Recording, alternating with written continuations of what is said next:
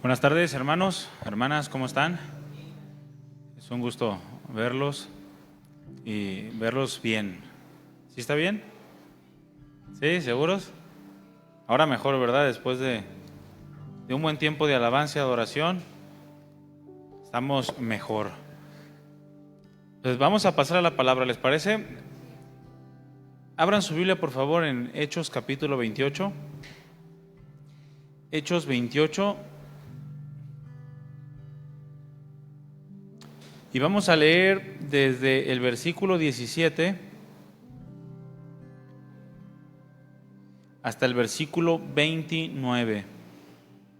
Hechos 28, 17 hasta el 29. Es un pasaje un tanto largo. La intención es conocer el contexto de lo que vamos a tratar el día de hoy. Y dice así: aconteció que 3 días después, Pablo convocó a los principales de los judíos, a los cuales, luego que estuvieron reunidos, les dijo: yo, varones hermanos, no habiendo hecho nada contra el pueblo, ni contra las costumbres de nuestros padres, he sido entregado preso desde Jerusalén en manos de los romanos, los cuales, habiéndome examinado, me querían soltar, por no haber en mí ninguna causa de muerte. Pero oponiéndose los judíos, me vi obligado a apelar a César, no porque tenga de qué acusar a mi nación.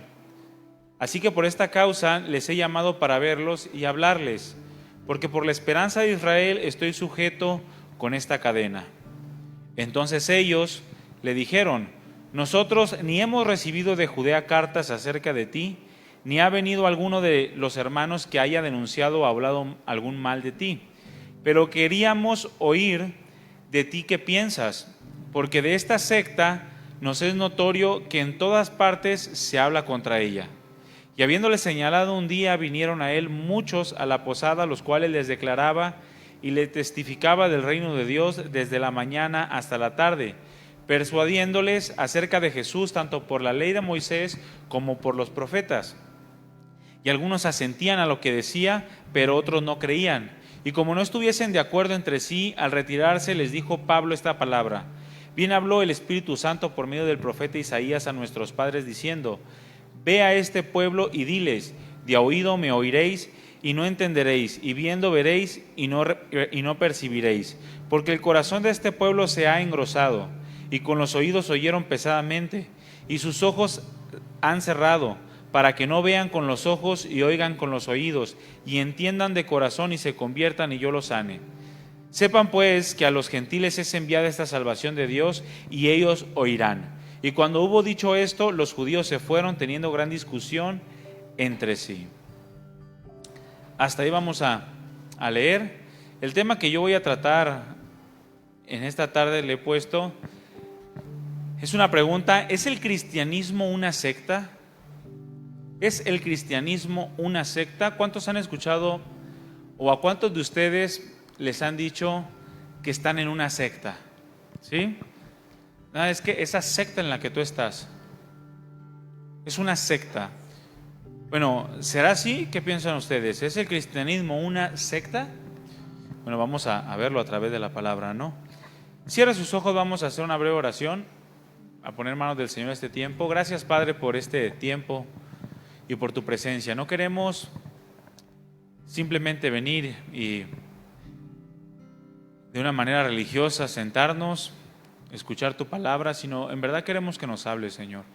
Queremos que tu bendición esté sobre tu pueblo en este lugar, que escudriñes la mente, el corazón, que cambies los pensamientos y afirmes nuestras convicciones para vivir de la manera que te agrada, porque eso es lo importante y por eso estamos aquí, para vivir de una forma agradable delante de ti y poder dar testimonio a todos los que nos rodean.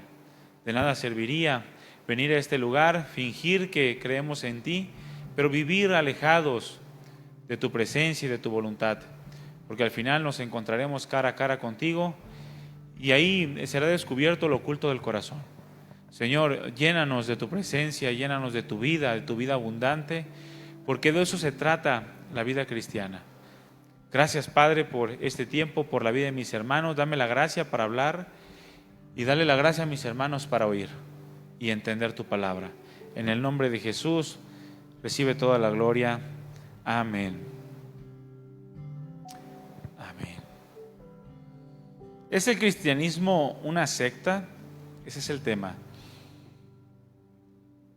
¿O será acaso el cristianismo el inicio de una nueva relación con Dios? Bueno, se dice que uno de los primeros cristianos en la ciudad de Neshima, en Japón, era un ciudadano de mucha influencia social y por lo mismo era muy conocido. Mucha influencia social y era muy conocido.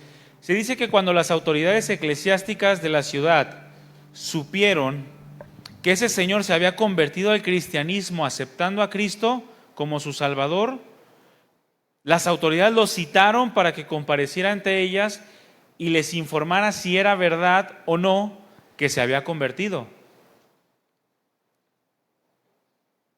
Dicho señor se presentó ante estas autoridades y en el curso de la conversación uno de los oficiales le dijo: Japón tiene suficientes religiones y no necesita ni una más.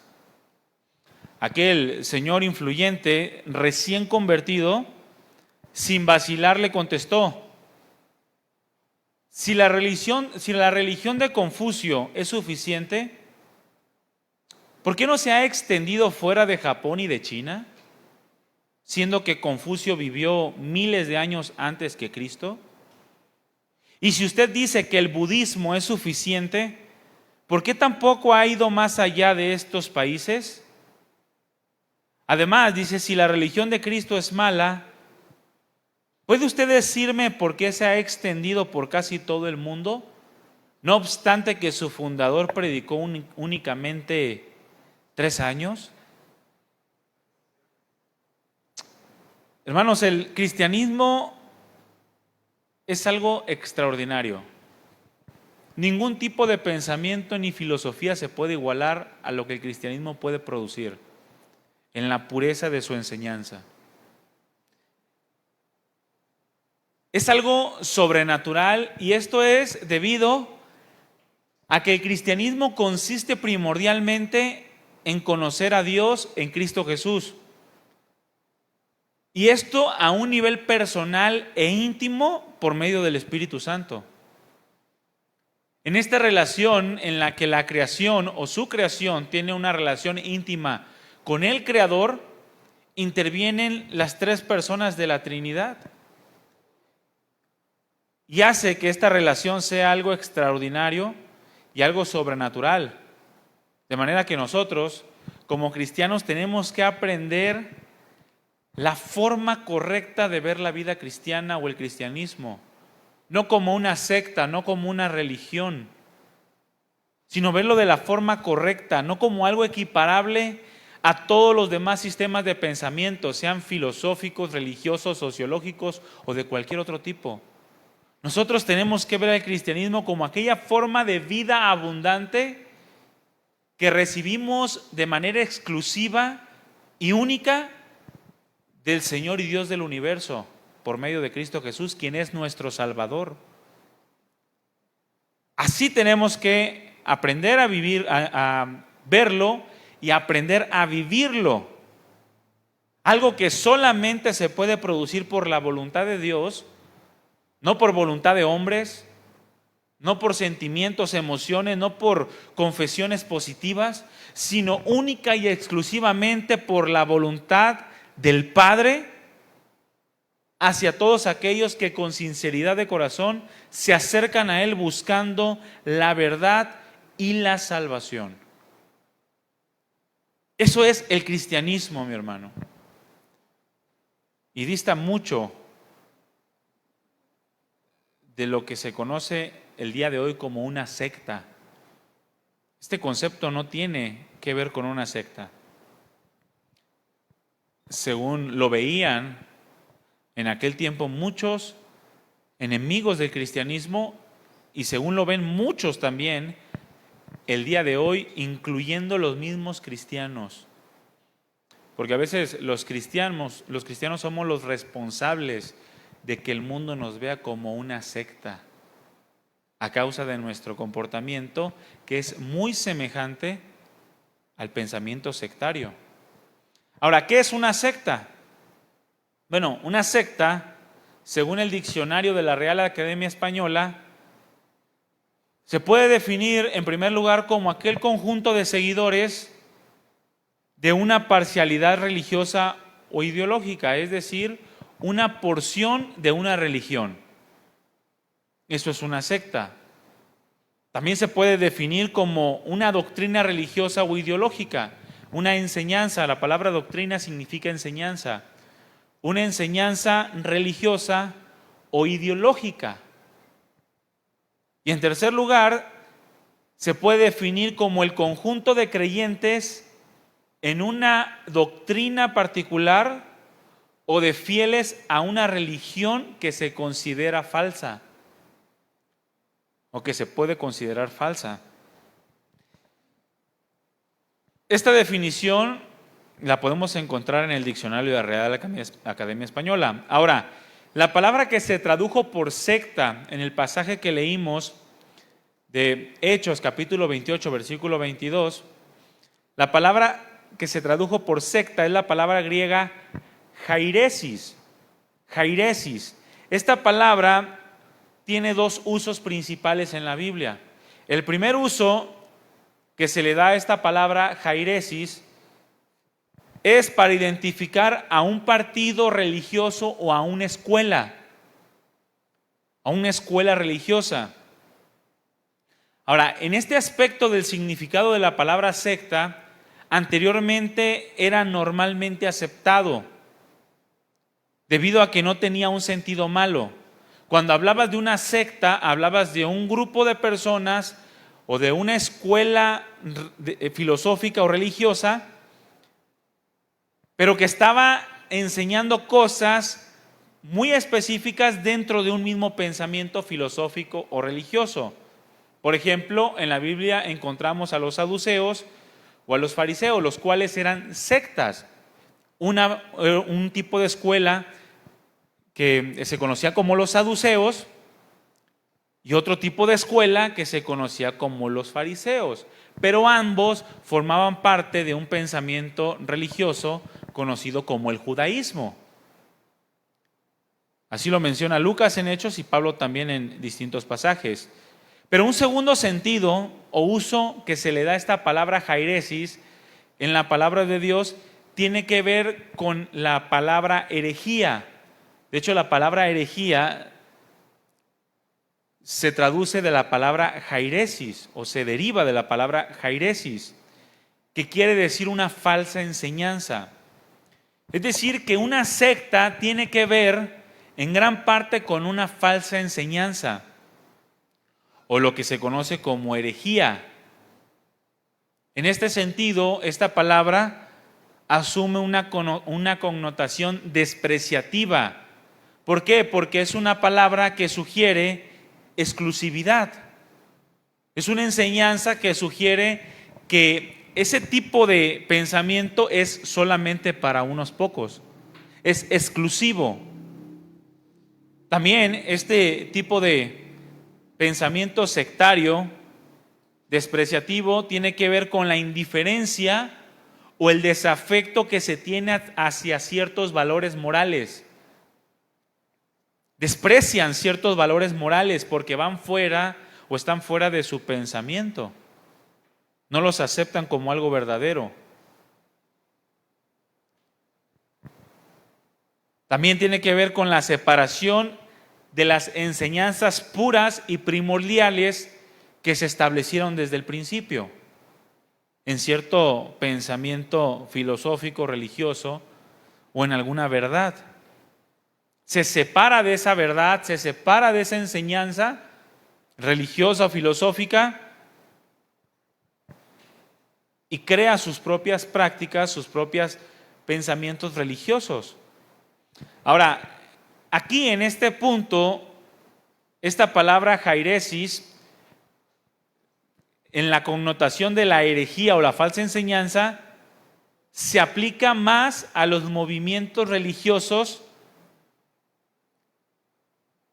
que son diferentes porque tienen una devoción especial a una posición doctrinal o a un líder en particular. Su devoción ya no es hacia la verdad, Ya no es hacia lo que era puro y primordial en un inicio, sino que ahora se han inclinado para adorar a un tipo de enseñanza en particular, pero sobre todo a una persona, a un líder específicamente. Y esta devoción se basa en que la doctrina que se enseña o el líder que lidera, que está al frente de esa enseñanza, expresa un nuevo descubrimiento, una nueva revelación. Hace hincapié en una verdad religiosa que para él es fundamental, pero que no tenían en donde ellos se encontraban, en aquel pensamiento primordial o puro.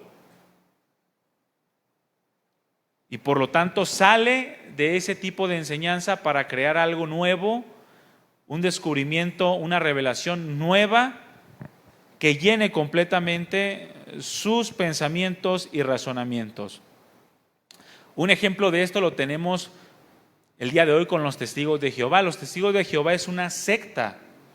¿Por qué? Porque los testigos de Jehová se confiesan a sí mismos cristianos, pero están totalmente fuera de la enseñanza pura y primordial de la Biblia.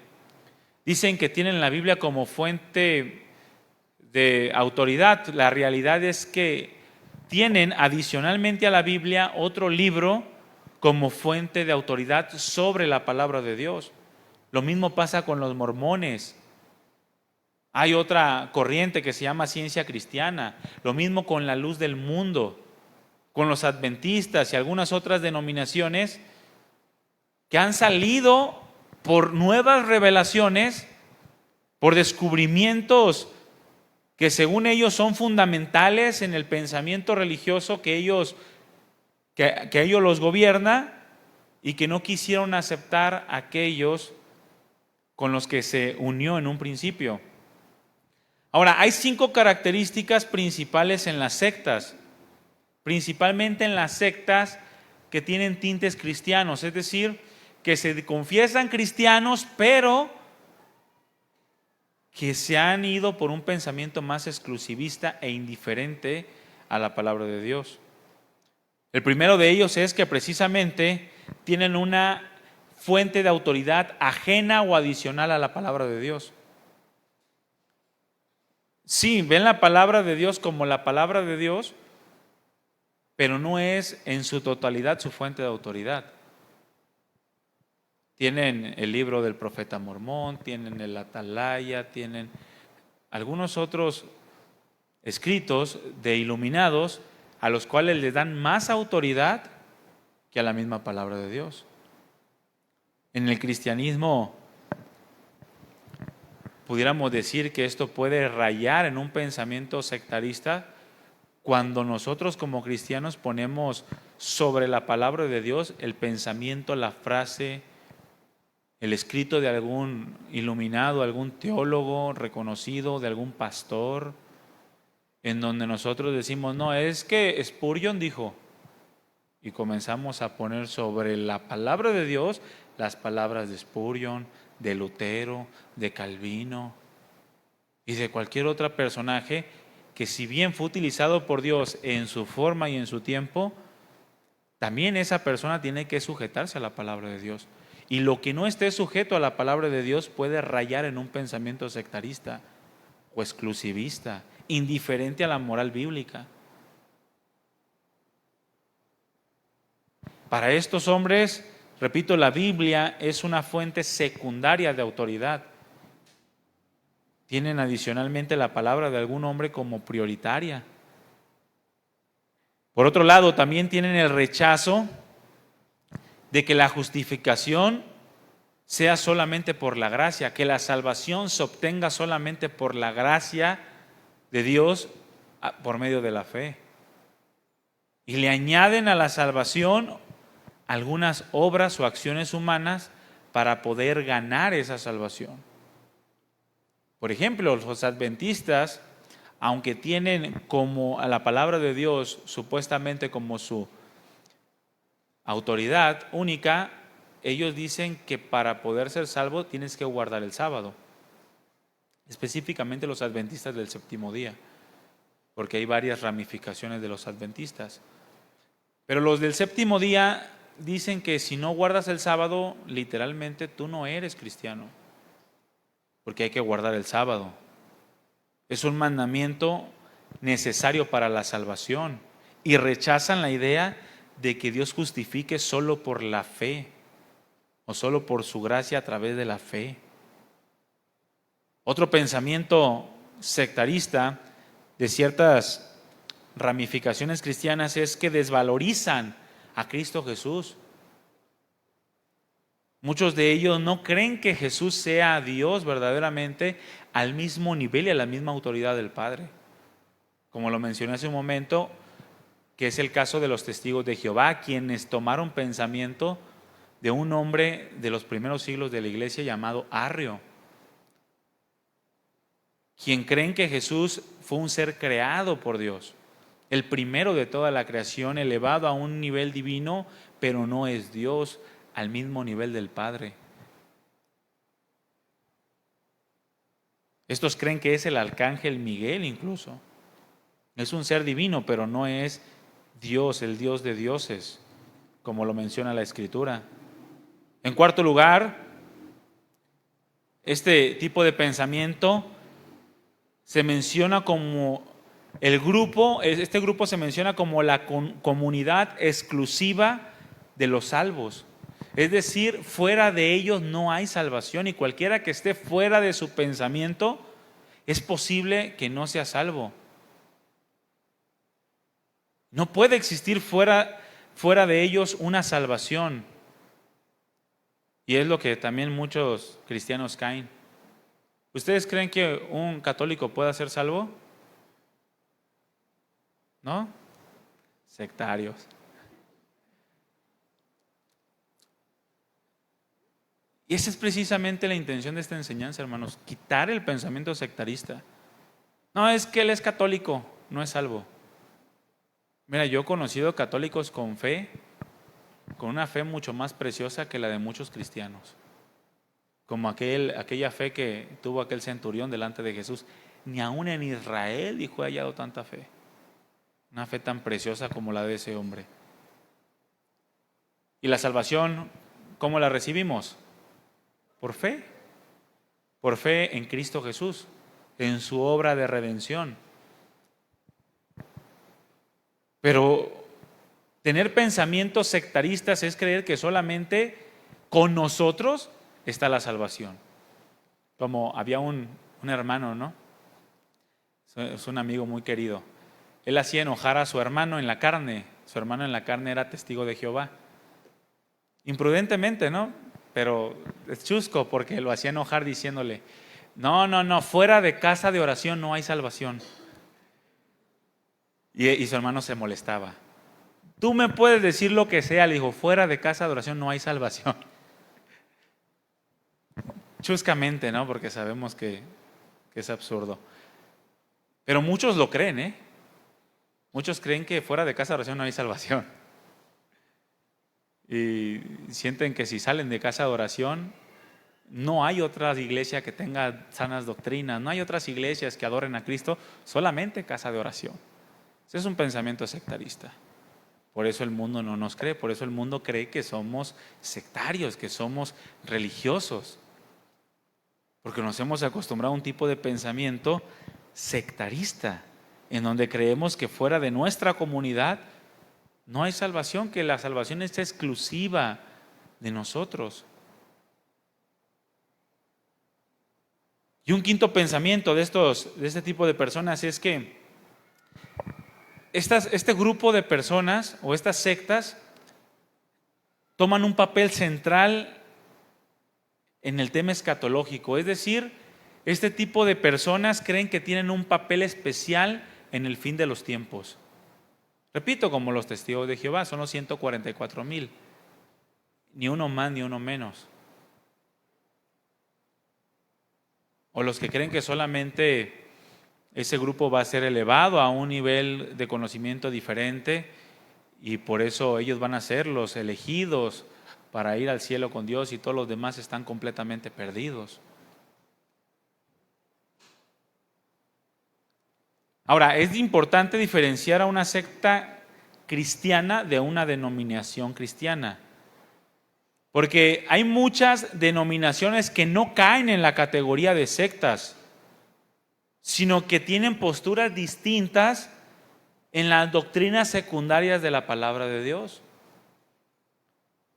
Eso no significa que los podamos catalogar como sectarios o sectaristas, porque piensan diferente a nosotros, porque entonces se forma una guerra en donde nosotros somos la secta para ellos y ellos son la secta para nosotros. Y nos rechazamos mutuamente cuando la realidad es que todos formamos parte de un mismo cuerpo. La diferencia es que tenemos distintas posturas en temas secundarios de la palabra de Dios. ¿Como cuáles? Como la segunda venida de Cristo. Todos estamos de acuerdo, los grupos cristianos, en que Cristo ha de venir por segunda vez. El tiempo en el que ha de venir, ahí es donde hay discrepancia. Unos creen que va a venir antes de la tribulación, otros creen que va a venir durante la tribulación y otros creen que va a venir después de la tribulación. Pero son temas secundarios, no son temas sectaristas, ni posiciones sectaristas. Nosotros tenemos que aprender a diferenciar estas cosas. Hay otras, sin en cambio, que sí atentan contra las doctrinas fundamentales de la palabra de Dios, como lo mencionó ahorita, la autoridad de las Escrituras, la divinidad de Cristo, su encarnación, la salvación exclusiva por la fe. Atentan contra este tipo de doctrinas, formando pensamientos sectarios. Otra característica importante que debemos resaltar de una secta, y es la característica en la que más caen las iglesias cristianas al día de hoy y por la cual el mundo nos aborrece, es que una secta tiene pensamientos coercitivos. ¿Qué significa esto?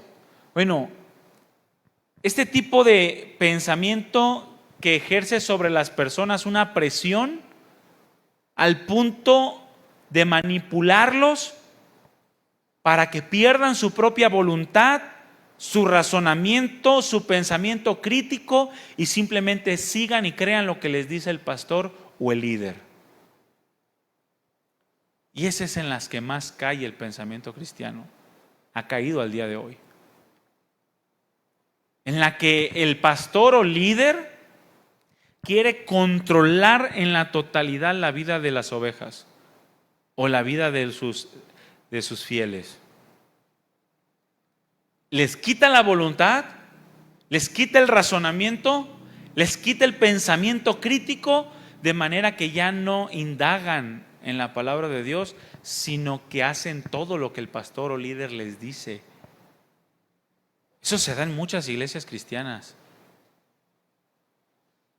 Por ejemplo, la luz del mundo. La luz del mundo es una secta en la cual su líder principal, que ahorita está embotellado, ha quitado la voluntad de sus fieles. Les dice cómo vestirse, expresamente cómo vestirse, porque todas las mujeres tienen que traer falda larga, todas. Les dice qué es lo que deben de hacer, no pueden salir de ahí porque si salen de ahí les cae maldición del cielo. Al punto de que si salen de ahí les comienzan a pasar cosas malas, se muere un familiar, cae en una enfermedad, se lo atribuyen precisamente a que fue en contra del pensamiento de ese líder. Pero esto lo vemos también en muchos pastores, en donde incluso les quieren imponer con quién casarse. No, con él no te cases. O no, ahí no trabajes. O no te pongas ese color de ropa, no salgas de vacaciones. Son pensamientos sectaristas, hermanos, y por eso el mundo nos aborrece. Mira, yo se los he dicho antes, aquí lo que hacemos es predicar la palabra, obedecerla ya depende de ustedes. Porque a nadie le imponemos que no escuche música secular. No, si escuchas música secular ni te pares en la iglesia. Muchos andan escuchando al Bad Bunny. Ese es su problema. Yo les pongo la palabra de Dios. Todo te es lícito, pero no todo te conviene. Ay, es que el Cristian Nodal está... Y andan escuchando. Pero no los obligamos a no escuchar. O no es un requisito para que puedan entrar. A ver, ¿quién escucha música secular? ¿Quién le gusta la música rancho? Bueno, aquí lo que hacemos es dar consejo, pero no imponer. La imposición es un pensamiento sectarista.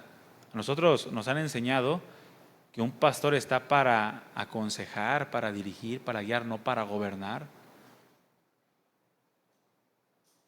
Me voy a ir a Guayabitos. No, Guayabitos está re feo. Te prohíbo que te vayas a Guayabitos. ¿Sí? Hay mucho gringo del mal. O sea, no. Vete a donde tú quieras, nomás sé prudente, sé sabio, no te pongas a tomar, porque donde tomas hay disolución, dice la Escritura. Ese es el consejo de la palabra, pero el pensamiento sectarista ejerce coerción sobre sus fieles. Los quiere forzar a hacer cosas que están dentro de su corazón y pensamiento. Les quita la voluntad. Les dice qué hacer y cuándo hacerlo. A veces los jóvenes me avisan, ¿no? Oye, pastor, queremos ir allá a la plaza, podemos ir, ¿cómo? O oye, queremos ir. Yo les digo, oye, vayan, son jóvenes, o sea, no van a estar aquí en la iglesia, vayan, nomás pórtense prudente. Y ya les encargo a 2, 3, 6, checa algo, cualquier cosa me dices. Porque yo sé que los jóvenes no es una característica la imprudencia de ellos, pero vale más prevenir que lamentar, ¿verdad? Les digo, pórtense prudentemente, pero vayan, diviértanse, son jóvenes, salgan, socialicen, pero todo prudentemente, con sabiduría, con temor de Dios, porque son jóvenes cristianos. Oye, pastor, queremos ir a un billar. No, al billar es del diablo. La bola 8 representa el ojo de Satanás. No, ¿verdad? Es absurdo.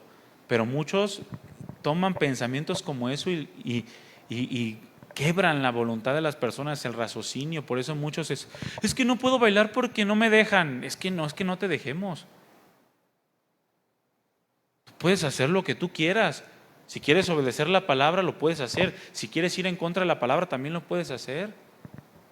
Pero sabe que de todo te va a juzgar Dios. ¿Qué tiene que andar haciendo un cristiano bailando con otras mujeres o con otros hombres? Y más bailando cosas que son abominables delante de Dios. O sea, son letras absurdas y aborrecibles. Letras que no deben de estar en el corazón de un cristiano. Pero muchos manipulan a las personas y hacen que se pierda su voluntad. Caemos en este tipo de pensamiento sectarista cuando intentamos gobernar la vida de las personas por medio de la manipulación de la palabra de Dios. Este no era el cristianismo que Pablo y los demás discípulos y que el mismo Jesús había venido a enseñar. No era ese tipo de pensamiento. Todos los que se convertían en los tiempos de Pablo por la predicación de los apóstoles y los discípulos del Señor era precisamente por la convicción de lo que se estaba hablando, lo cual era conforme a las Escrituras. Porque el cristianismo, hermanos, no es algo nuevo. El cristianismo no es una nueva revelación, no es una nueva cosa que nosotros hayamos sentido en nuestro corazón.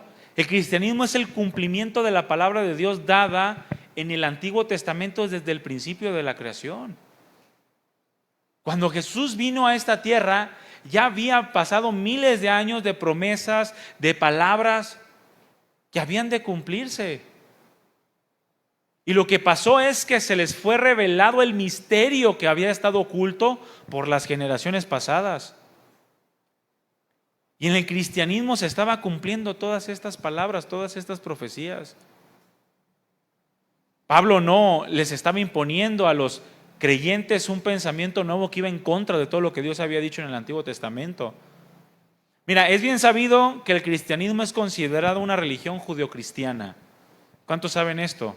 Nosotros estamos ligados a los judíos y a la historia de los judíos, del pueblo de Israel.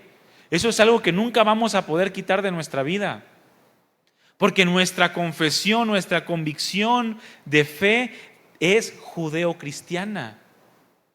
Tiene que ver con las promesas hechas por Dios al pueblo de Israel desde miles de años antes. El cristianismo es un pensamiento que surge o que sale del judaísmo. A ellos fueron hechas las promesas. Por eso, en sus inicios, el cristianismo era visto por los judíos y los gentiles como una secta, como una escuela del pensamiento judío, equiparable a los saduceos, equiparable a los fariseos. Pero a diferencia de ellos, este tipo de secta, este tipo de pensamiento, para ellos era algo peligroso. Por eso los judíos querían matar a Pablo, lo perseguían, por eso lo querían apresar, porque creían que ese tipo de pensamiento era peligroso. Pablo fue acusado por el sumo sacerdote Ananías y por un hombre que ellos mismos contrataron de buena oratoria llamado Tértulo,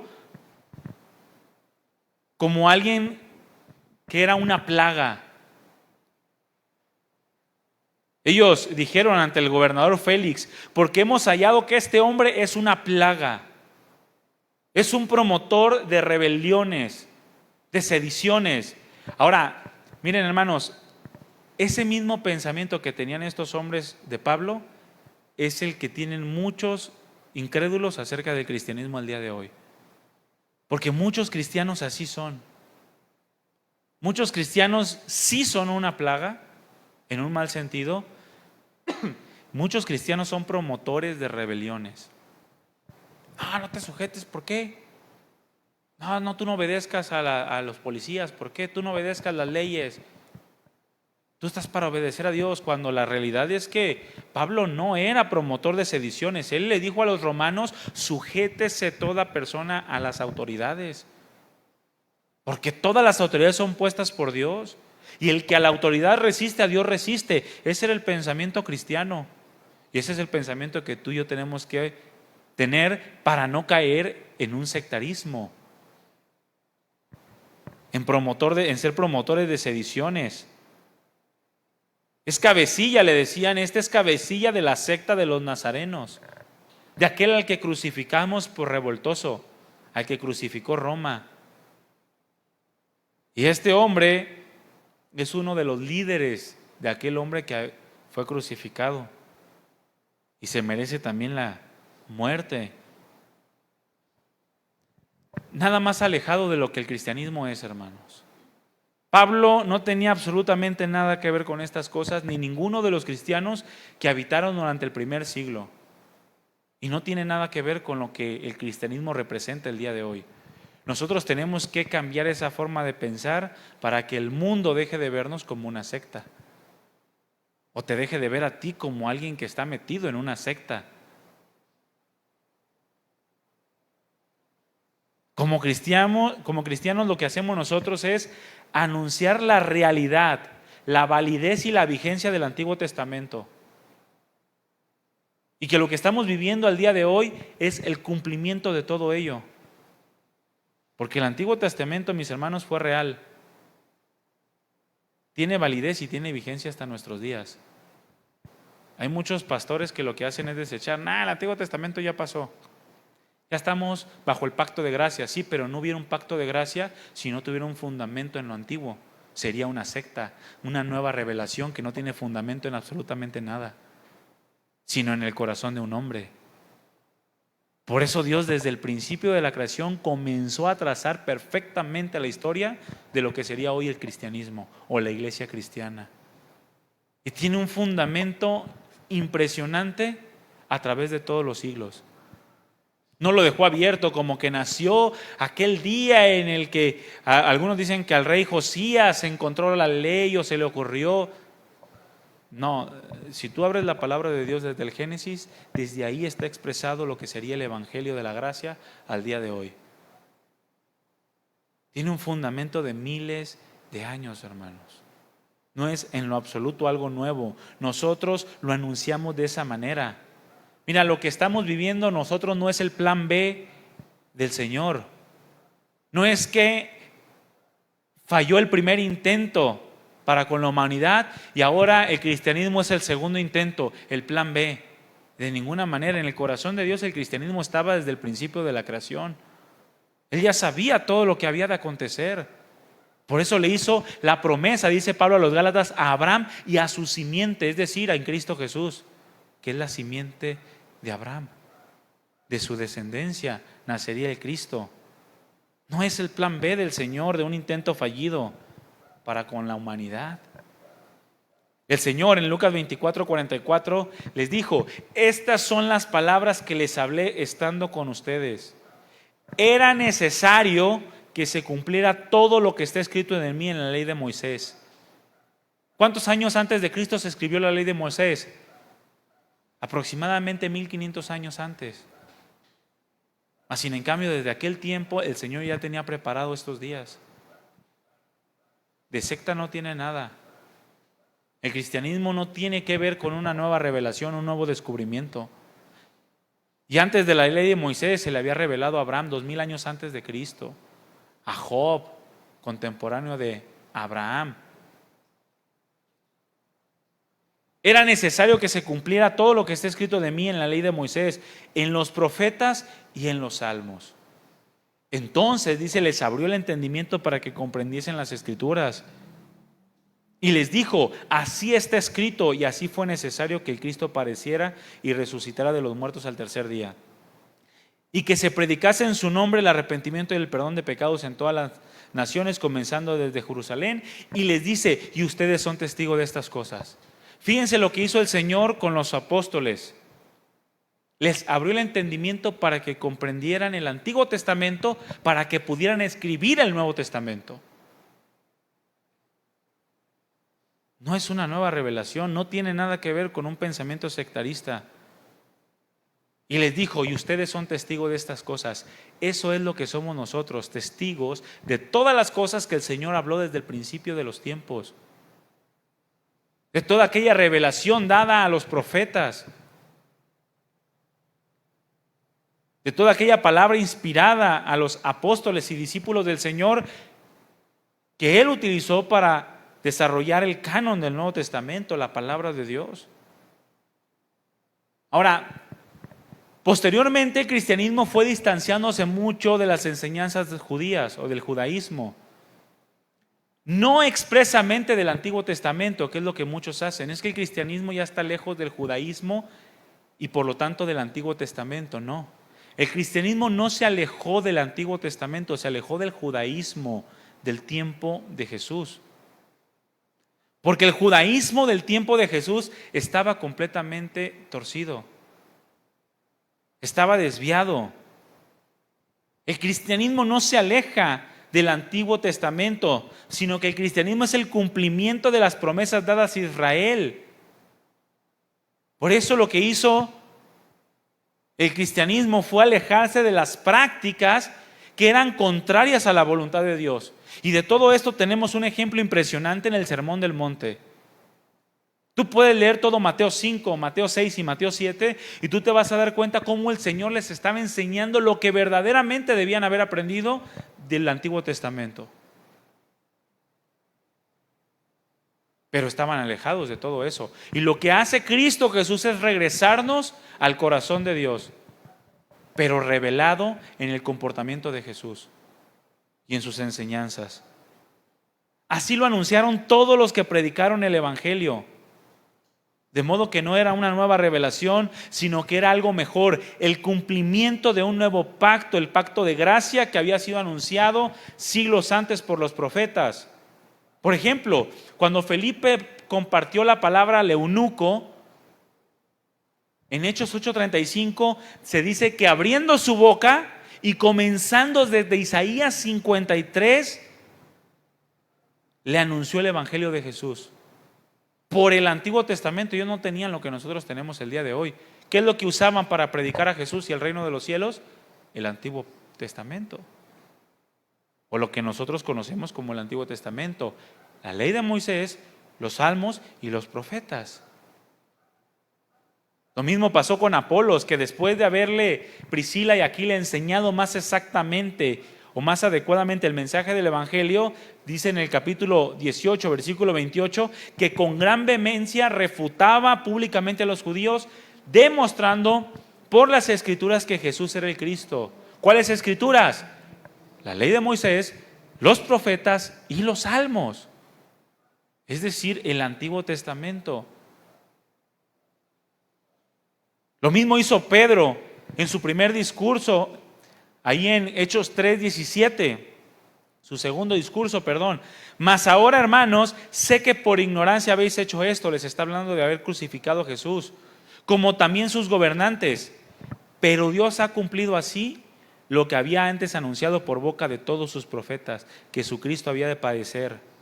Y en el versículo 24 de Hechos 3 dice: y todos los profetas desde Samuel en adelante, cuantos han hablado, también anunciaron estos días. Todos ellos hablaban de un mismo mensaje, hermanos. Es lo mismo que le dijo el apóstol Pablo a los corintios. Todos participaron del mismo bautismo, todos participaron del mismo espíritu, a todos se les predicó el mismo evangelio. Pero no les aprovechó de nada porque no lo recibieron con fe.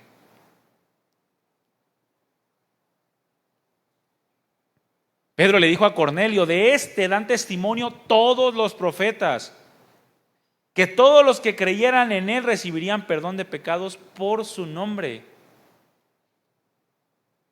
No era un nuevo mensaje. Por eso el cristianismo no es una secta. Tiene el fundamento más impresionante que pudiera tener, se pudiera decir, una religión, aunque no es religión.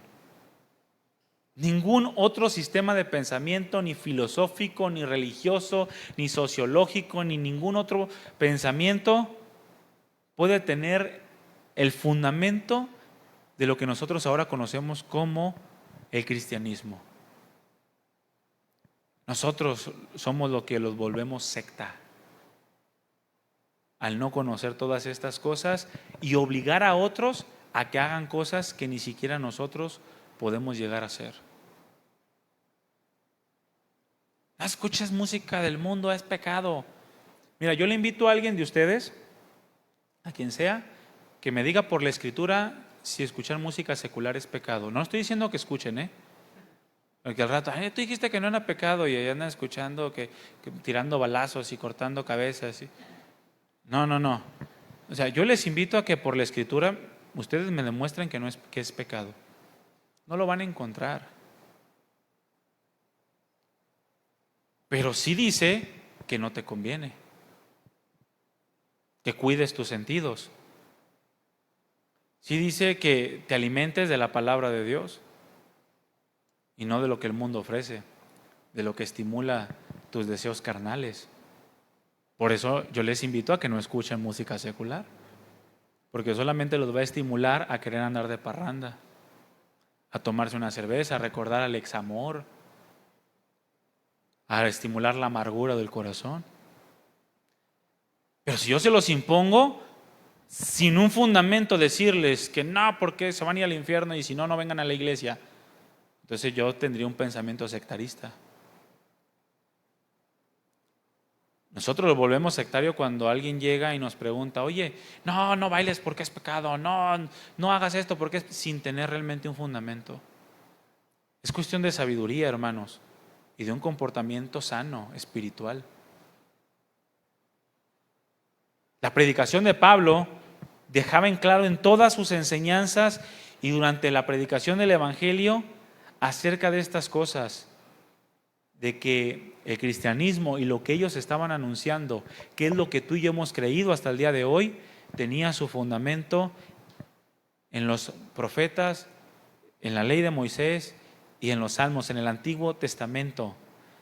Cuando Pablo se convirtió en sus inicios, en Hechos capítulo 9, versículo 22, dice que mucho más se esforzaba, aunque no le creían, que mucho más se esforzaba y confundía a los judíos que moraban en Damasco, demostrando que Jesús era el Cristo, que en él se habían cumplido todas aquellas promesas hechas por Dios a través de los profetas. Les demostraba por las Escrituras. No, es que entiendan, no estamos cambiando su forma de pensamiento o no estamos trayendo una forma de pensamiento nueva. Lo que quiero que entiendan es que lo que ustedes están esperando ya se cumplió. Es lo que le estaba diciendo Pablo a los judíos. Si ustedes esperaban al Mesías, Él es el Mesías. Si ustedes esperaban un nuevo pacto, en Él es el nuevo pacto. Mas sin en cambio ellos seguían aferrados a sus pensamientos sectarios, exclusivistas, indiferentes al Espíritu de Dios, endurecidos en todas estas cosas.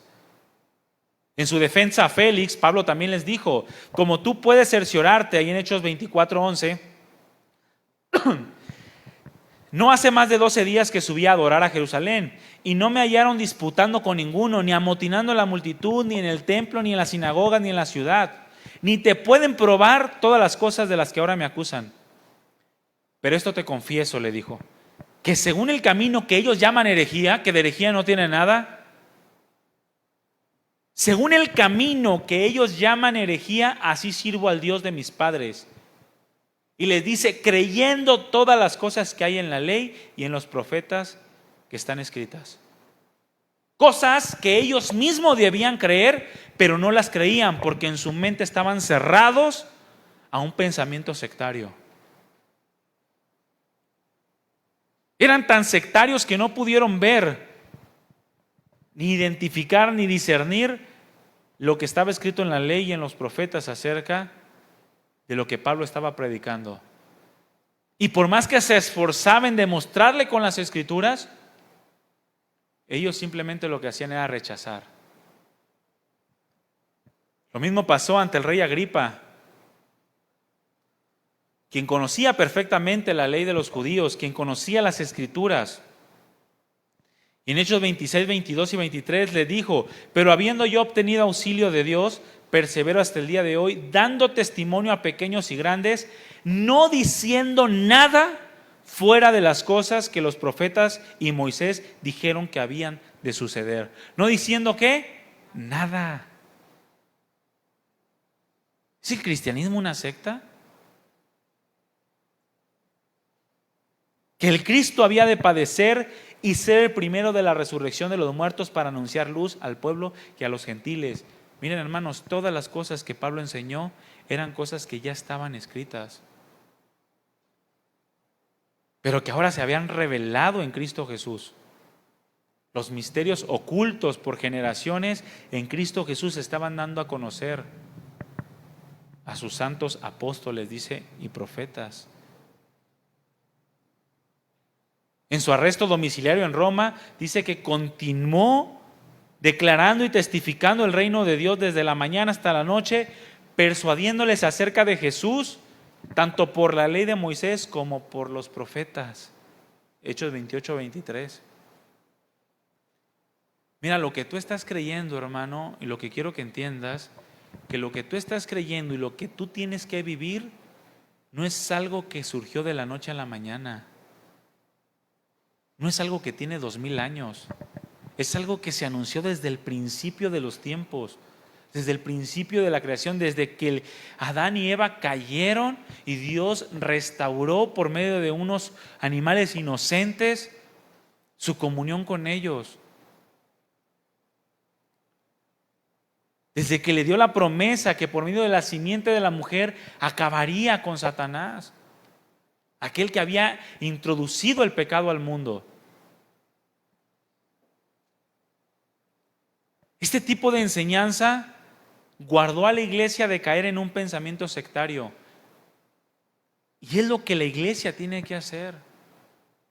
no hablar, no vivir, no hacer nada de lo que fuera de lo que está escrito, para que no caigas en sectarismo, para que no caigas en pensamientos religiosos que produzcan que el mundo te aborrezca, no por ser cristiano, sino por ser sectario y religioso.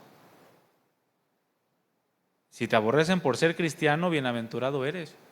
El Espíritu de Dios reposa sobre ti. Pero si te aborrecen por estar viviendo cosas que no están escritas, por ser un religioso sectarista que impone cosas que no están escritas, bueno, ahí bien merecido lo tenemos, ¿no? ¿Cómo se guardó la iglesia? Simplemente apegándose a la palabra de Dios. Y así se ha guardado durante siglos, hermanos. Apegándose a la palabra de Dios. Se guardó de no caer en nuevas revelaciones, porque de eso abunda mucho. Ay, que yo soñé. Y está totalmente fuera de la palabra de Dios, cuidado. No, es que yo tuve una visión, y totalmente alejada de la palabra de Dios. Mira, la iglesia ha permanecido porque está fundamentada en Cristo Jesús, y su iglesia se apega a las palabras de Dios escritas en la Biblia. Salte de ahí e inmediatamente vas a caer en sectarismo, en religiosidad.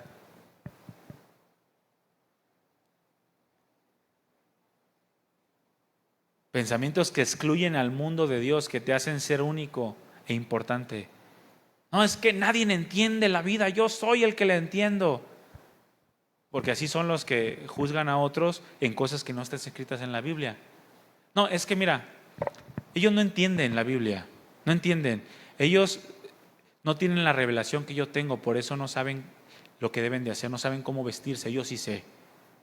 No saben que tienen que dejar esto, que no tienen que comer carne, pero yo sí sé. Que tienen que abstenerse de ciertas festividades, pero yo sí sé. Es esa persona que excluye al mundo de Dios y piensa que su revelación, que tiene una revelación especial de Dios. Una vez, platicando con un amigo, una persona, para no incurrir en algo equivocado, ¿no? Se confiesa cristiana esta persona, se confiesa pegada a la palabra de Dios, pero tiene un pensamiento sectarista basado en una doctrina que se conoce como el calvinismo, específicamente lo que son los hipercalvinistas. Hay una corriente del calvinismo que tiene que ver con doctrinas secundarias, pero esta persona es hipercalvinista. Por eso me retracté. Pero esta persona, yo le decía, oye, ¿por qué no te apegas a la palabra de Dios? ¿Por qué no regresas a...? Y lo que me dijo a mí me sorprendió, porque me dice, no, es que tú no sabes, Dios me dio una revelación especial a mí. Y si yo no hago lo que Dios me dio, yo estaría haciéndole infiel a Dios, porque es algo que Él me dio a mí, una revelación especial de cosas, de cómo se debe de manejar las cosas en la iglesia. Y dije yo, no, este sí está mal. Al final todos están excluidos de ese conocimiento especial de Dios y solamente unos cuantos lo tienen. Cuando la realidad es que todo está escrito, hermanos. Todo está escrito. Era lo que el judaísmo distorsionado hizo durante mucho tiempo. El judaísmo cayó en un pensamiento sectario, excluía a todos, incluso a los mismos judíos. Y solamente creía que eran dignos de Dios los que ellos consideraban como dignos de Dios. Por eso el cristianismo llegó a un punto en el que tuvo una ruptura total con el judaísmo.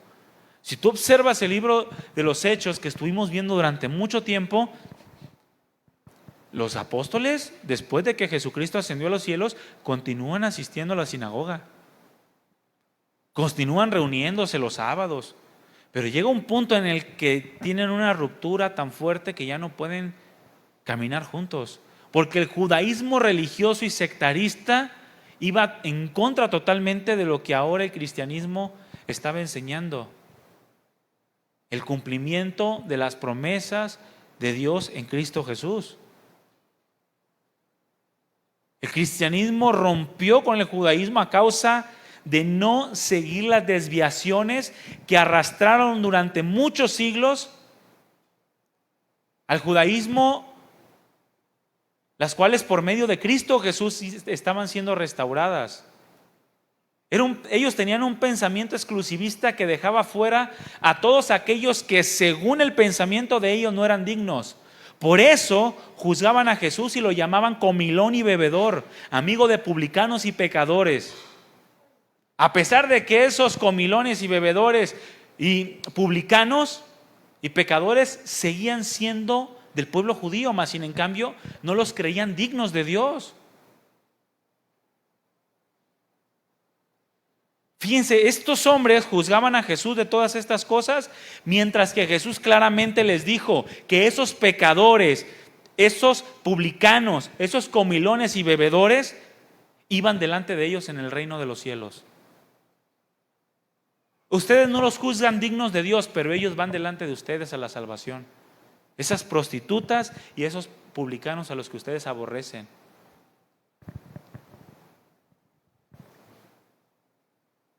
El cristianismo, hermanos, no es sectario, no es exclusivista. No tiene nuevas revelaciones. El cristianismo se apega a la palabra de Dios. El cristianismo desea que todos participen de la vida abundante que Dios nos ha dado.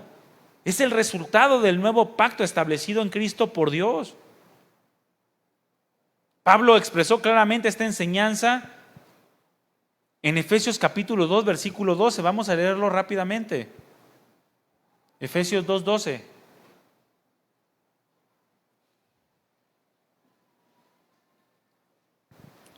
Vamos a leer hasta el versículo 22. Es un pasaje largo, lo voy a leer rápidamente. Pónganme mucha atención. Pablo les dice a los efesios, quienes eran gentiles, quienes para los judíos en su pensamiento sectario no eran dignos de Dios y los consideraban como inmundos y pecadores. En aquel tiempo, le dice Pablo, estaban sin Cristo, alejados de la ciudadanía de Israel y ajenos a los pactos de la promesa, sin esperanza y sin Dios en el mundo. Ahora, ¿a qué se refiere con aquel tiempo? Antes de la venida de Cristo. Pero ahora, en Cristo Jesús, ustedes que en otro tiempo estaban lejos, han sido hechos cercanos por la sangre de Cristo. Porque Él es nuestra paz, que de ambos pueblos hizo uno, derribando la pared intermedia de separación, aboliendo en su carne las enemistades, la ley de los mandamientos expresados en ordenanzas, para crear en sí mismo de dos un solo y nuevo hombre, haciendo la paz, y mediante la cruz reconciliar con Dios a ambos en un solo cuerpo, matando en ella las enemistades. Y vino y anunció las buenas nuevas de paz a ustedes que estaban lejos y a los que estaban cerca, porque por medio de él, tanto los unos y los otros, tenemos entrada por un mismo espíritu al Padre. Así que ya no son extranjeros ni advenedizos, sino conciudadanos de los santos y miembros de la familia de Dios, edificados sobre el fundamento de los apóstoles y los profetas, siendo la principal piedra del ángulo Jesucristo mismo, en quien todo el edificio bien coordinado va creciendo para ser un templo santo en el Señor, en quien ustedes también son juntamente edificados para morada de Dios en el Espíritu. Básicamente lo que le está diciendo aquí es que en Cristo Jesús ya nadie está excluido. Todos pueden tener acceso a Dios en Cristo Jesús. Todos. Muchos sectarios utilizan el pasaje de Juan 6, en donde dice: nadie puede venir a mí si el Padre que me envió no le trajere. Para decir que nadie puede ir al Padre si no es predestinado por Dios. Pero no leen todo el contexto de la Escritura. Porque escrito está: y serán todos enseñados por Dios. No que alguno haya visto a Dios, sino aquel que viene de Dios. El que a mí viene no le echo fuera, dice la Escritura. De manera que todo aquel que aprende por medio de Cristo y se acerca al Padre por medio de Cristo y viene a Él por medio de Cristo, el Padre no le echa fuera. No se trata de una predestinación, se trata de un aprendizaje de las enseñanzas de Dios en Cristo Jesús y de una fe en su sacrificio, algo a lo que todos tenemos acceso. Pero que los corazones orgullosos y sectaristas excluyen al mundo de esto, algo que no entienden. Por eso el Señor les dijo: ni pichan, ni cachan, ni dejan batear. Bueno, les dijo: no entran al reino de los cielos, ni dejan entrar a nadie. Ustedes no están dentro, y los que quieren entrar los hacen 2 veces más hijos del infierno que ustedes, porque los alejan de las sanas enseñanzas de la palabra de Dios. Al final, mis hermanos, era parte del cumplimiento de las promesas establecidas en la misma religión que se había establecido por Dios a través del pueblo de Israel, a través del judaísmo.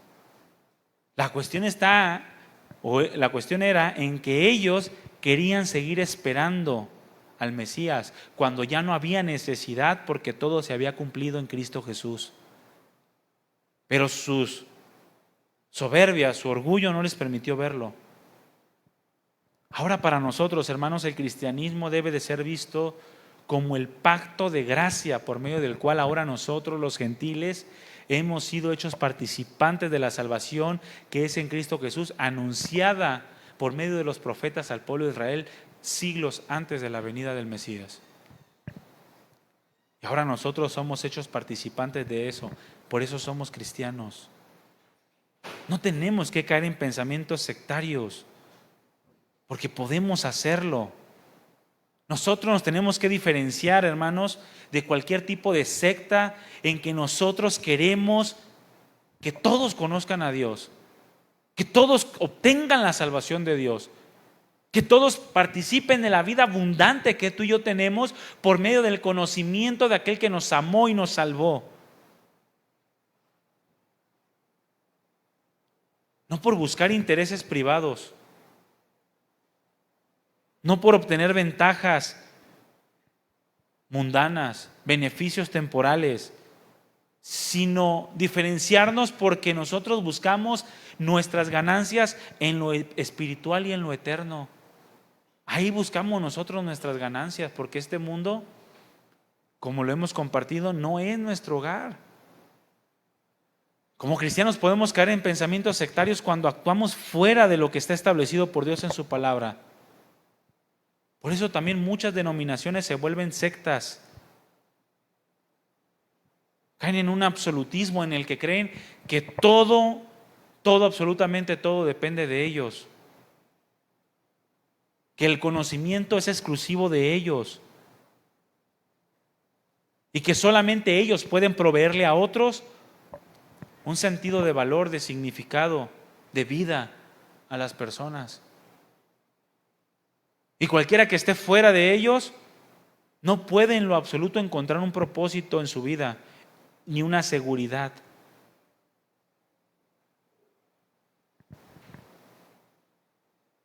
Esta forma de pensamiento no tiene que ver con la vida cristiana. La vida cristiana, hermanos, trata de guiar a los miembros de la iglesia a tener una relación personal, íntima y profunda con Cristo Jesús. Una vida transformadora, cada vez más conformada a su palabra, y rechaza todo aquello que esté fuera de la palabra de Dios.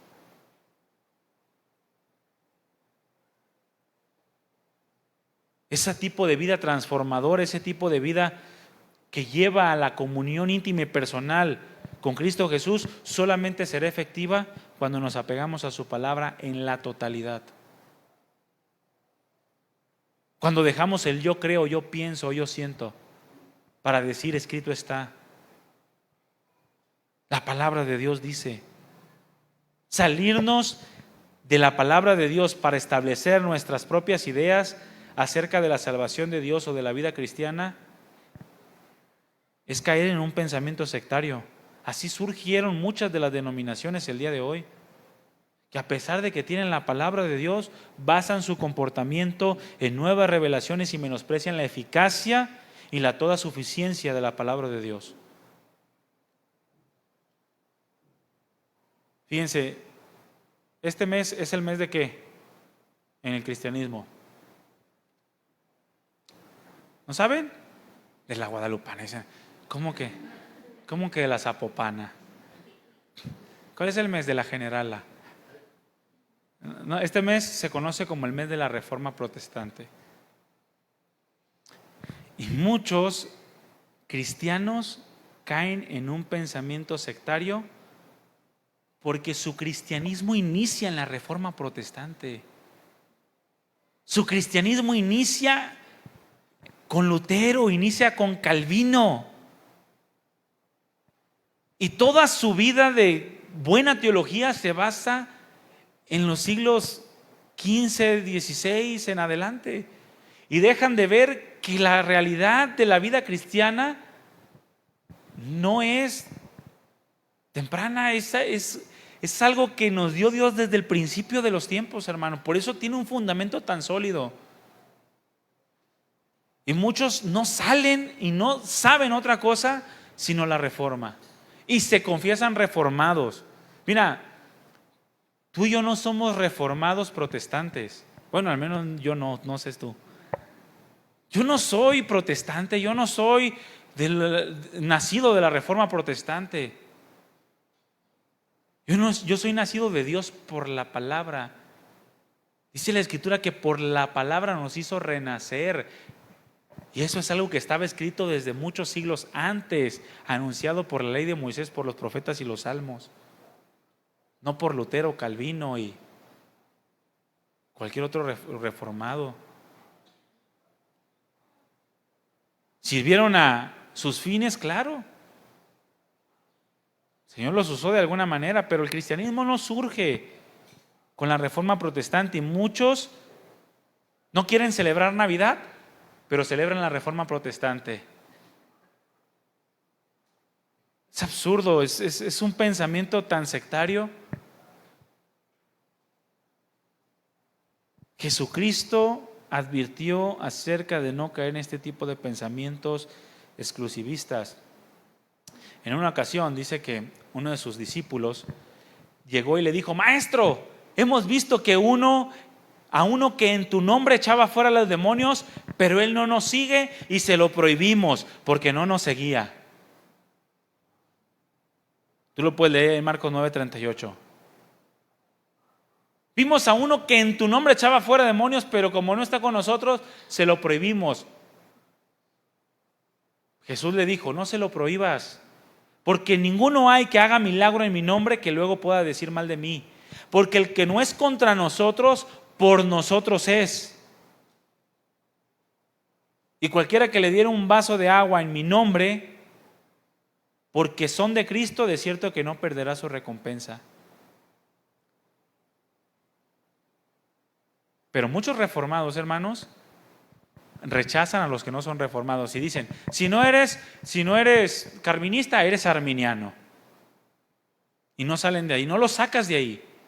O eres arminista, o eres arminiano, o eres calvinista. Es un pensamiento sectario. Había unos que ni siquiera estaban con Jesús, pero en su nombre hacían cosas. En otra ocasión, ese mismo discípulo junto con su carnal quisieron destruir una aldea porque no recibieron a Jesús. Señor, ¿quieres que hagamos descender fuego del cielo y los consuma porque no te recibieron? Y miren la respuesta tan hermosa de Cristo Jesús, hermanos. No saben de qué espíritu son. Eso que ustedes están haciendo no es mi espíritu. Esa forma de conducta, esa forma de pensamiento y de comportamiento está alejado de quien yo soy.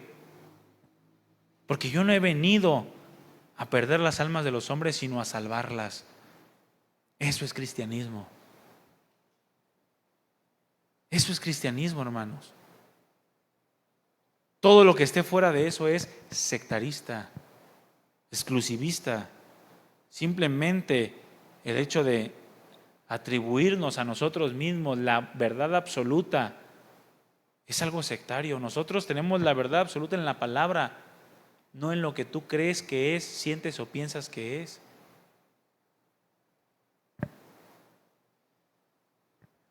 Como cristianos, para vivir verdaderamente un cristianismo y alejarnos de una vida sectarista que no tiene nada que ver con la vida cristiana, nosotros tenemos que ser 100% leales a Dios. Tenemos que tener una lealtad incondicional al nombre de Cristo. Y esa lealtad incondicional solamente la vamos a lograr cuando nos apegamos en la totalidad a lo que está escrito en la palabra de Dios. Al Antiguo y al Nuevo Testamento, a la revelación absoluta y cerrada que ahora tenemos en la palabra de Dios. Fuera de todo esto, estamos yendo en contra de lo que es el cristianismo.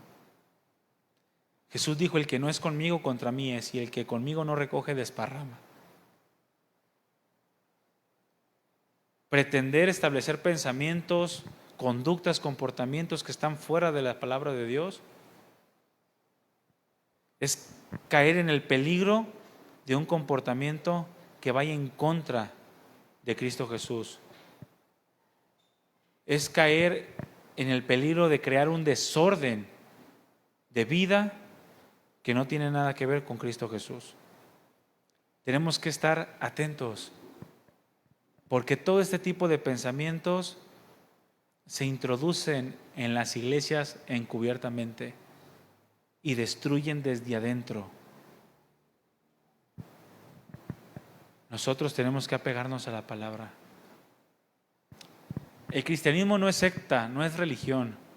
El cristianismo se trata de una vida abundante en Cristo Jesús. No es equiparable a ningún otro sistema de pensamiento, a ninguna religión, ninguna filosofía. Es una forma de vida abundante que recibimos de Dios en Cristo Jesús, aquel que es el creador de todas las cosas. Es algo extraordinario y sobrenatural porque consiste primordialmente en conocer a Dios en Cristo Jesús a un nivel personal e íntimo por el Espíritu Santo, con un fundamento de miles de años, desde el principio de la creación. Y es algo que Dios produce en todos aquellos que con sinceridad de corazón se acercan buscando la verdad y su salvación. ¿Es el cristianismo una secta, hermanos?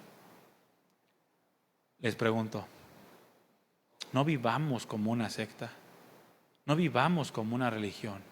Entendamos lo que el Señor nos ha concedido para que aprendamos a vivir de acuerdo a la palabra. Amén. Pónganse de pie, hermanos. Gracias, Señor Jesús. Gracias, Señor, por tu palabra, por tu presencia en medio de nosotros.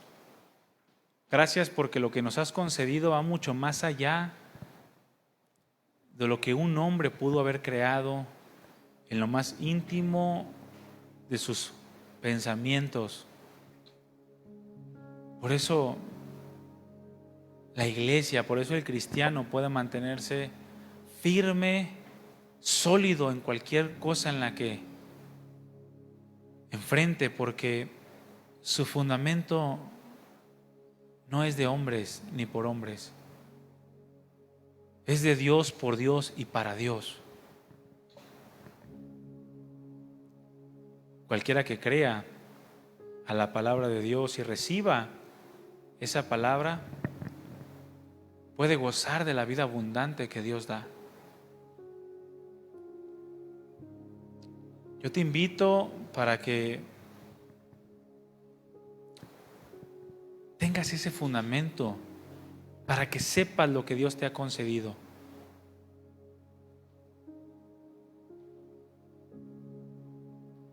para que no vivas simplemente por pensamientos religiosos, que muchos de ellos son sectaristas, no, sino para que vivas según la palabra de Dios, según la revelación dada por Dios a través de los siglos.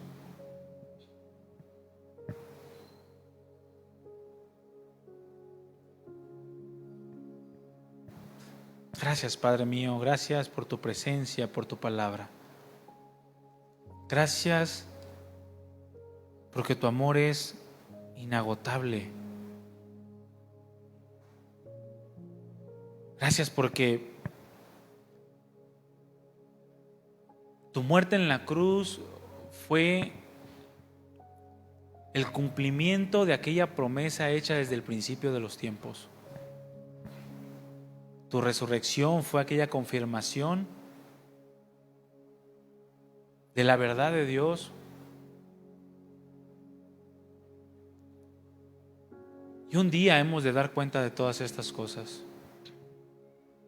No queremos vivir de una manera superficial a tu sacrificio.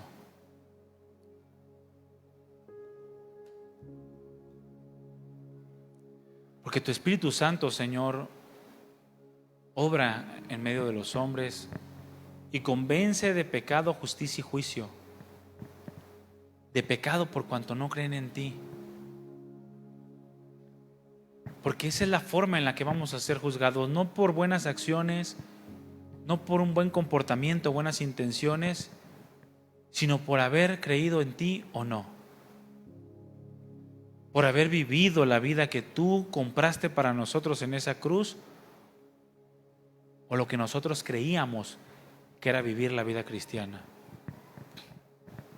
Muchos te dirán en aquel día: Señor, Señor, profetizamos, echamos fuera demonios, hicimos milagros en tu nombre, pero al final tú nos dirás: apártense de mí, hacedores de maldad, no los conozco. Porque quizá lo que estuvimos viviendo fue una religión y una secta, no un cristianismo. Lo que tú nos has concedido, Señor, va mucho más allá de lo superficial y vano. Y así queremos conducirnos.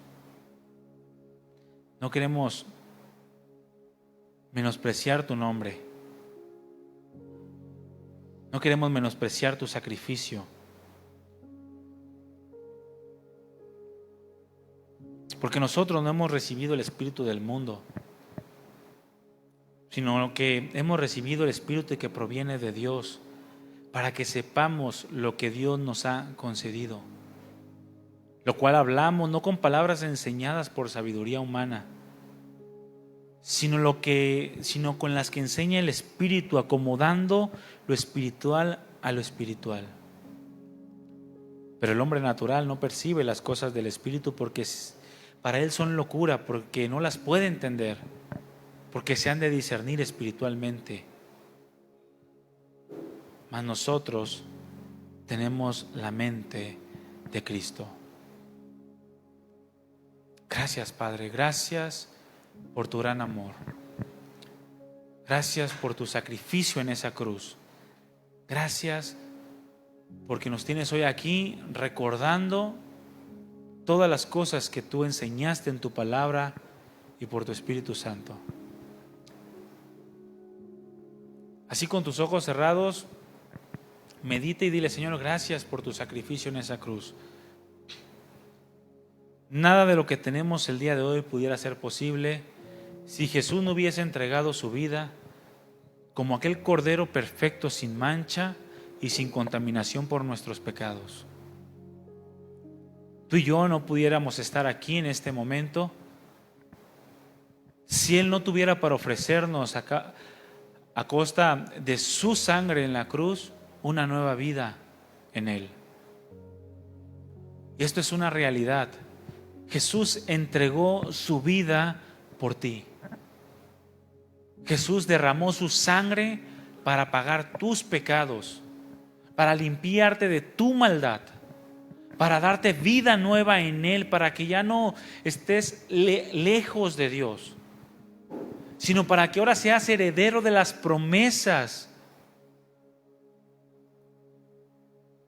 para que seas coheredero juntamente con Cristo. Mi hermano y mi hermana, el Señor fue abandonado por el Padre en esa cruz para que tú no fueras abandonado por Dios eternamente. Él fue crucificado para que tú y yo no tuviéramos que pagar por nuestros pecados.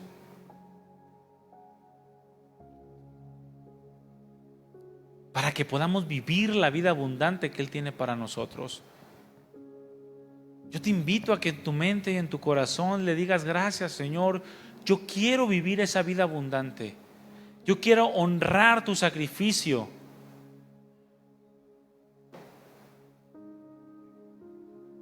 Yo quiero honrar tu nombre, tu derramamiento de esa cruz, tu carne que fue partida para perdón de nuestros pecados.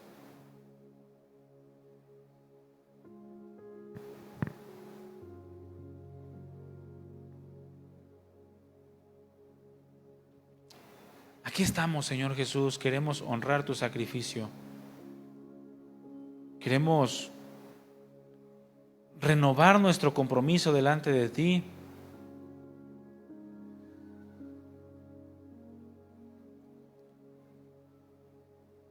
Queremos renovar nuestra entrega, nuestra decisión de vivir como cristianos, como hijos de Dios.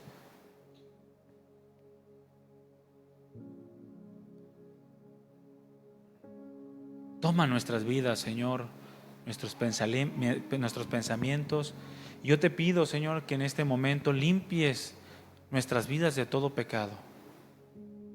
Limpia nuestras vidas de toda mentira, de toda soberbia, de todo egoísmo, de toda lujuria, lascivia.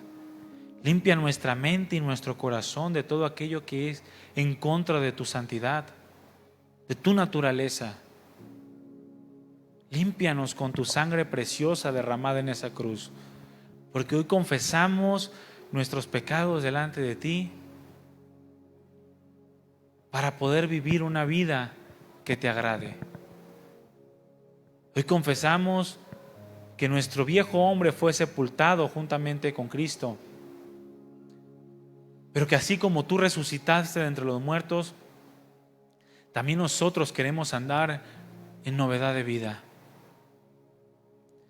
Señor, queremos decirte que tu sacrificio no fue en vano en nosotros, que tu sacrificio no fue infructuoso en nosotros, somos el fruto de tu aflicción. Ven y tómanos, Señor. Queremos honrar tu sacrificio. Gracias, Padre, por tu presencia, gracias por tu palabra. Gracias porque eres bueno con nosotros y nos perdonas, eres paciente. Y nosotros, en esta tarde, con un corazón rendido a ti,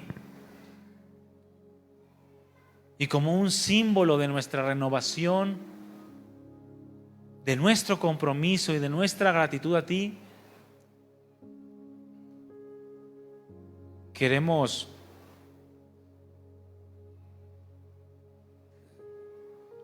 recordar, Señor, aquella noche,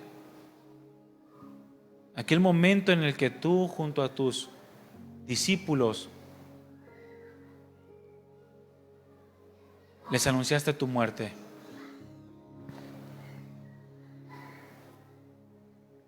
Porque yo recibí del Señor lo que les he enseñado, dice la Escritura, que el Señor, la noche que fue entregado, tomó el pan y habiendo dado gracias lo partió y dijo: toman y coman, esto es mi cuerpo que por ustedes es partido, hagan esto en memoria de mí.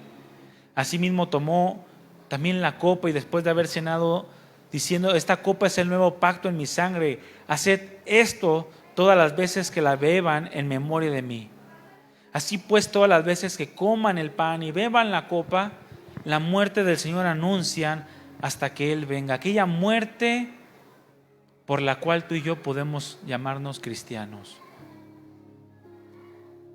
Vamos a celebrar la cena del Señor como un acto simbólico. Esto es algo serio, hermanos, porque muchos al no celebrarla, al no considerar el sacrificio de Jesús como algo serio, como algo digno, caían enfermos y algunos hasta muertos, porque tenían por inmundo ese sacrificio y tomaban de esta cena, bebían de esa copa simbólica de una manera indigna, con un corazón sucio delante de Dios e incrédulo. Yo te invito que si tú en este momento no tienes un corazón dispuesto a Dios, no lo hagas. No lo hagas, porque el que come de este pan y bebe de esa copa indignamente, juicio bebe y juicio come para sí mismo. Pero si tú reconoces el sacrificio de Jesús verdaderamente como lo que es, ese regalo de vida abundante en Cristo Jesús, esa dádiva de Dios que es vida para nosotros en Cristo, y estás dispuesto a renovar tu compromiso con Él para no vivir una vida religiosa, sino manifestar esa vida abundante en obediencia a su palabra, yo te pido que tomes en tus manos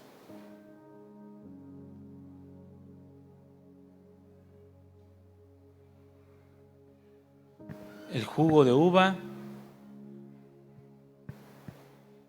y el pan, símbolo del cuerpo de Jesús, y que en tu oración íntima le digas: Señor, aquí estoy, Jesús, quiero entregarte una vez más mi vida, quiero reconocer tu sacrificio y tu obra en esa cruz para perdón de mis pecados.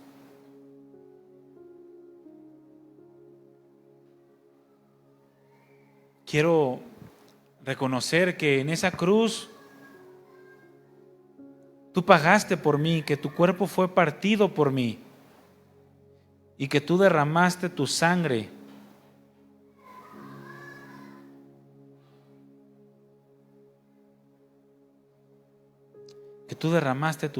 por mí, por mis pecados. Gracias, Señor Jesús. Y ahora yo, como un símbolo de tu cuerpo partido por mí, yo tomo esta pieza de pan y te doy gracias por haber sufrido por mis pecados. Y como este pan, símbolo de tu cuerpo, para participar de tu sacrificio. Y tomo esta copa y te doy gracias, Señor, porque símbolo de tu sangre derramada por todos para un nuevo pacto, para el perdón de los pecados. Y bebo este jugo de uva, símbolo de tu sangre,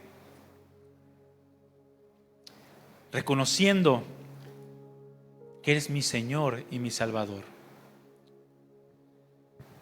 Toma el pan, toma el jugo de uva y dile: gracias, Señor, yo quiero vivir por ti y para ti todos y cada uno de los días que tú me permitas sobre esta tierra y estar contigo para toda la eternidad. Gracias por haberme amado así. Gracias porque si ahora yo puedo vivir es solo por ti, Jesús. Gracias, Padre, porque puedo ser cristiano. Gracias porque este cristianismo que ahora vivo no es por mí ni para mí, sino es de ti, por ti y para ti. Y solamente tú recibes toda la gloria, Señor. Y quiero que mi vida sea por entero tuya. Que todo mi ser, espíritu y alma y cuerpo sean guardados irreprensiblemente hasta tu venida. Toma, Señor, en tus manos mi vida para honrar tu sacrificio hasta que muera. En el nombre de Jesús, gracias, Padre. Amén. Amén. Le damos un aplauso al Señor, hermanos.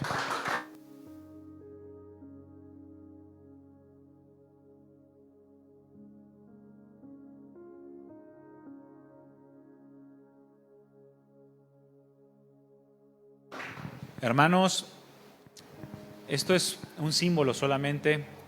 Yo espero que tus palabras, tu oración sean sinceras delante de Dios, porque es lo que Dios ve. Y como le enseña su palabra, Él escudriña la mente y el corazón y quiere encontrar en nosotros corazones rectos, corazones íntegros delante de Él, corazones no perfectos, sino corazones que desean de todo su corazón vivir por Él y para Él, en gratitud a lo que Él hizo por ti y por mí. Esto es solamente un símbolo para recordarnos a nosotros mismos que Jesús te amó, que el Padre te amó y me amó, y que por ese amor envió a su Hijo a morir por nuestros pecados, para que ahora todos los que creemos en Él tengamos vida eterna en su nombre. No permanezcamos en una muerte ni estemos condenados, sino que ahora tengamos vida eterna en Cristo Jesús, porque esa es la vida eterna: conocerlo a Dios, conocer al Padre y al Hijo, quien murió por nosotros. Y en eso, mis hermanos, tenemos que vivir, y de esa manera tenemos que conducirnos. Ese es nuestro cristianismo. Amén. Pues que Dios les bendiga, el Señor les dé la gracia, la fortaleza para seguir conociendo su palabra, para seguir conociendo su nombre, su voluntad, pero sobre todo para vivir la vida cristiana, porque necesitamos de la gracia de Dios para vivir la vida que Dios preparó para nosotros. El Señor los fortalezca, los guarde, y que el Señor los use poderosamente como luminares en el mundo, en donde quiera que ustedes se encuentren, comenzando desde su casa y que se extienda a todos los rincones a donde ustedes se vayan. Amén. Pues estamos despedidos. Dios les bendiga. Nos vemos en la próxima reunión, hermanos.